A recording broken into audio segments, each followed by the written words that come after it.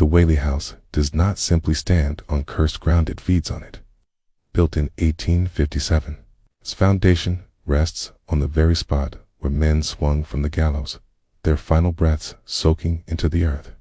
The most infamous was Yankee Jim Robinson.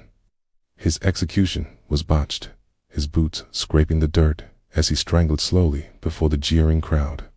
Witnesses claimed his eyes bulged with rage, so pure it lingered in the air like smoke.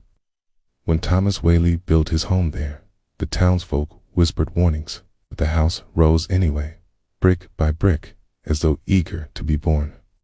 From the first night, the Whaleys heard him the phantom stomping of boots pacing upstairs. At first, Thomas dismissed it as settling wood, but soon visitors refused to return, claiming the heavy steps followed them from room to room, stopping only when they froze in terror. Then came the family's unraveling. Violet Whaley, broken by betrayal, lifted a pistol to her chest inside those walls. Her blood stained the parlor floor, and her spirit never left. Guests have seen her drifting through the upstairs hall, her dress soaked red, face pale as porcelain.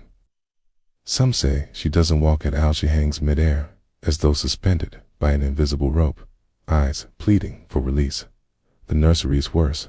Tour guides avoid lingering there. Toys move on their own, and a baby's laughter echoes from the shadows.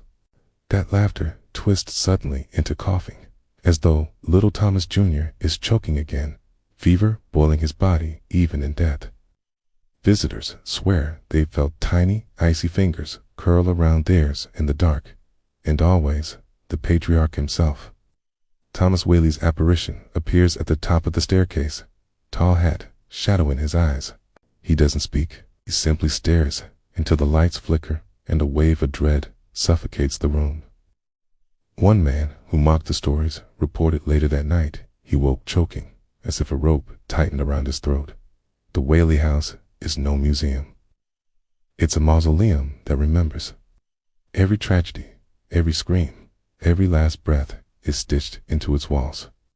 And those who enter do not always leave alone.